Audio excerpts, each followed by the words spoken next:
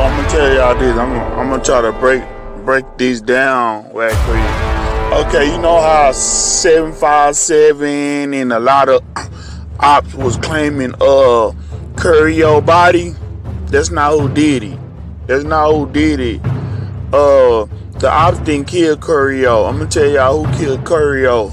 Okay, look, I'm gonna tell y'all what happened. Okay, CHIRAQ was trying to sell. CHIRAQ was trying to sell a gun. You feel me? He was trying to sell a gun or whatever. He was trying to sell. I don't know what type of gun, but it was like a big gun or whatever. He was trying to sell a gun. Well, I don't know if it was 2 little guns or 2 big or 1 big gun, but I know the story is CHIRAQ was trying to sell a gun. Okay, he pulled up or whatever. Him and somebody else pulled up or whatever.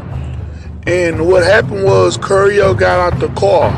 When CHIRAQ got out the car, CHIRAQ got in their car. Okay, they upped the pipe and shot CHIRAQ. And the people who it was 800 Young Money.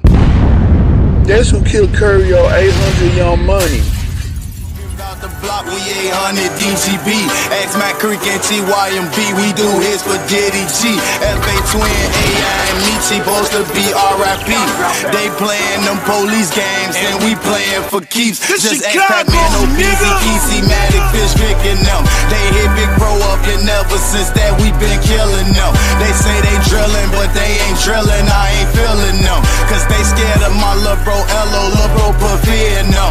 Free Abo, re-up and Wano, let them maniacs loose. Me and Wop let them know how them Diddy Grow boys coming through. We left it tragic, now them boys scared to post up on the deuce. Don't go to war with us, cause we ain't never calling the shit, man, no squad shit in this bitch. DGB sick, Maniac gang in this bitch, nigga. Chicago, nigga. Diddy gang in this bitch. They know how them Diddy Grow boys coming through. Hey, I'm like a maniac in the madhouse. Let my ass out before I spaz out. Pull up in them vans, let my gas out. They blow, nigga. We ain't come to talk. It's for smoke, nigga. Run, nigga. Duck, nigga. When you see the Grove, nigga. Grove gang, bitch. Hey, pack what I smoke, nigga.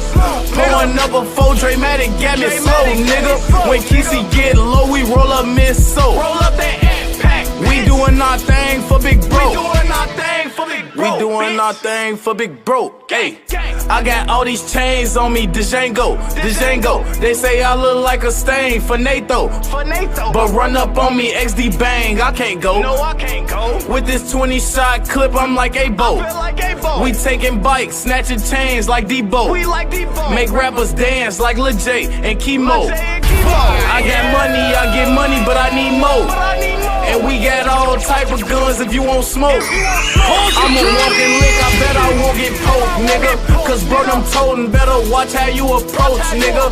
We on the tray, every day, that's what we post, nigga. You at that station of that stove, we gon' blow, nigga. You tryna flip through the block, riding low, nigga. Send bullet holes through windows in your doors, nigga. No gangways, we on that main street holding poles, nigga. Or in that trap, cooking snow and running hoes, nigga. No hide and seek, come find me, I'm on the Grove, nigga.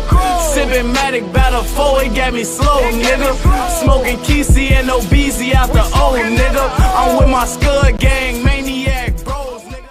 800 Young Money in Mickey City, aka Young Money, is a set of the Mickey Cobras gang located on 61st and Cottage Grove in Chicago, Illinois. All members from 61st are Mickey Cobras, and the ones from 51st and Cottage Grove are 95% Mickey Cobras, with a few P-Stones and a couple BDs. 800 Young Money's most famous rapper goes by the title Boss Smooth. That was him in the videos at the beginning of this film.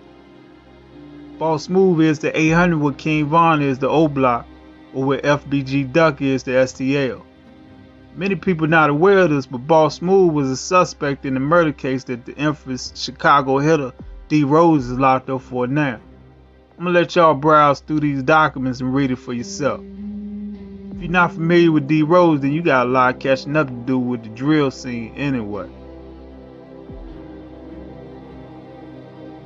800 Young Money worked closely allied with 051 Young Money until an incident that occurred between 800 and Taekwon World / Gyro City, which claimed the life of a lady named Booby.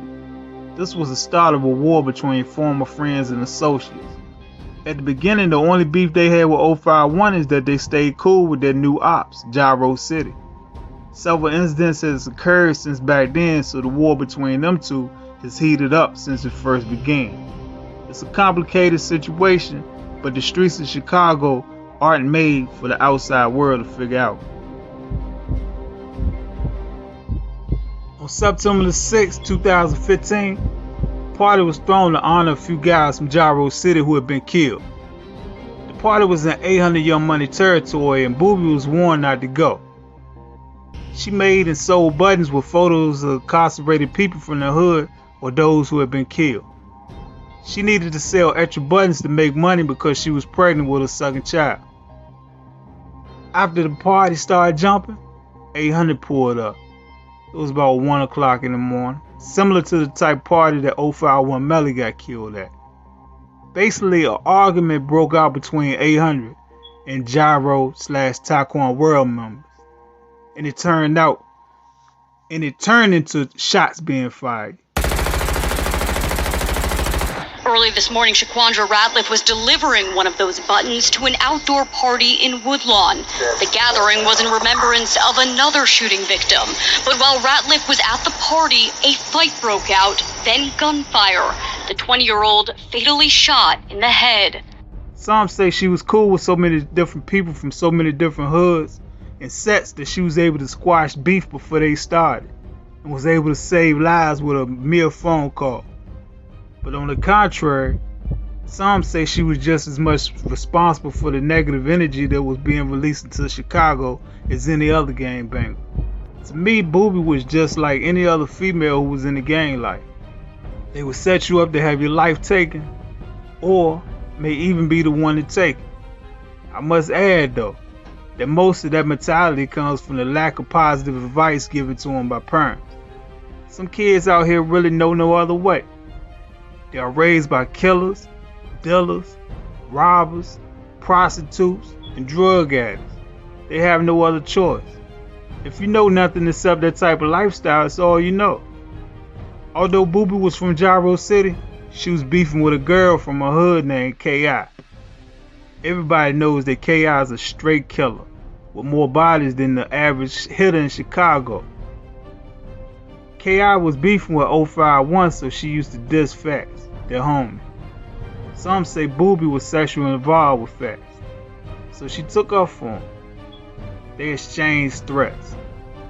When I say they, I'm talking about K.I. and Booby. Although Booby took up for his gang, 051 Melly wasn't feeling the way she was quote unquote playing both sides, even exposed on Twitter. Whether or not his tweets were true is up to the individual to decide. Everybody knew K.I. was all about gunplay, so Booby made sure she stayed strapped too. They never bumped heads due to their mutual friends intervening. Everyone say that Booby's death was an accident. She got hit by random gunfire, innocent bystander. But our reporter found that she had heated words with one of 800's top killers. No one knows the truth except for the shooter though. 800 used to be cool with most of the BDK sets in the area, but one by one they ended virtually all of their alliances. They were kicking it with TW, STL, Gyro City, and 051 just a few years ago, taking pictures together like one big happy family. But too much alcohol and pill popping turned friends to enemies in one night. Having allies in Chicago is like being in a relationship with a chick. It's a love-hate relationship. A few years back, 800's main ops were 600. But now it seems that their main enemies seem to be Taekwon World and 051. A few years ago, 800 had a couple of Chicago's most vicious gangs such as STL, Taekwon World, and 051 as allies. But like we said, all that changed overnight. As the war continued to heat up, and as it started getting harder for them to catch the ops lacking, 800 made an announcement on social media warning the ops that they was going to start involving family. Not too long after that threat, the same 800 member who allegedly killed Booby helped kill another female. This time it was 051 Montana's sister. 051 Montana is a well-known and respected shooter. Back in 2016, 800 Young Money took a major blow when their top shooter, a guy named Pyro, was killed. The guy who allegedly took his life was a guy from MOB named Domo. His partner in crime, when I say he, I'm talking about Pyro. Pyro's partner in crime was named Nuts. Word in the streets that one time Pyro beat a guy named Fish from Rock Creek to death with a rock off the ground. In May 2016, a newspaper delivery man opened the back of his van. As he began to gather a stack of newspaper for his next drop-off location, the headlines caught his attention. A 22-year-old man was shot to death Friday morning in the Washington Park neighborhood on the south side. This man was named Pyro. Pyro, whose real name was Kevin Laird, was found unresponsive near 56th and Wabash, MOB territory, around 7:30 a.m. According to Chicago police in the Cook County Medical Examiner's office, he was pronounced dead at the scene. Pyro lived in the 6100 block of South Cottage Grove, authorities said, but some question what was he even doing over there. A few months down the line, a news conference is being held as a man announced his lawsuit against the Chicago Police Department. This man was a known gangbanger from MOB named Domo. Yes, the same Domo who we mentioned earlier. At this news conference that he announced his lawsuit against the police department, he was arrested for murder. The murder of Kevin Laird, aka Pyro. Since MOB were allegedly responsible for his death, they got added to 800's growing list of enemies. After Pyro's death, his homie Nuts' name was ringing in the streets for the work he was putting in. His best friend had become a victim of the streets and had turned him into a loose cannon. 800 Young Money is not a very large gang, so they tend to get underestimated by other sets. But truth of the matter is, 800 is a very, very dangerous gang. They rarely lose casualties from war. Boss Smooth, that main rapper, took 051 Driller's most popular song, 51 Dead Ops, and remade it into his own diss track, aimed at his ops, titled 61 Dead Ops. When you have enemies like 051 and Taquan World, you always gotta watch your back just in case you bump into them anyway. Beefing with them in the first place wouldn't be wise, but the last thing you want to do is make a diss track about. This past weekend, Boss Smooth was chilling in the city ride. He was kicked back on the passenger side, unaware that some of his ops was nearby. As the vehicle he was in slowed down to stop at the intersection, the car pulls up to his side, firing shots into the car, hitting him in the head. He was pronounced dead later. RP to that man, but my advice to anybody out there gang banging and trying to rap too, don't be making diss tracks, and damn sure don't be mentioning dead ops. I don't know what's it gonna take for that to sink into y'all's head. You might be out there thugging and don't care whether you live or die, but trust me, somebody out there loves you. If you end up 6 feet under, it's gonna devastate your family, especially your mom. If you got kids, who's gonna handle the responsibilities that you as a man should uphold as a father? Most of you don't have life insurance policies, so family members are forced to pay for a funeral they can't even afford. If you gangbanging, get you a life insurance policy. Put your loved one names on it as the beneficiary and pay that $20 a month so your family's straight, just in case the man of the family gets killed in the streets for choosing the type of life that you choose to live. In Chicago, a lot of the killing is due to members using social media to attempt to expose, disrespect, and stalk their ops. I hate to say it, but places like Chicago shouldn't even have Facebook, Instagram, and some of the other social media assets. Before social media, people had beef, but you didn't have killers agitating other killers. The reason a lot of the young people beef but don't listen to the OGs in the hood is because the OGs didn't take these kids under their wings and give them a positive game. reason a lot of these young dudes beef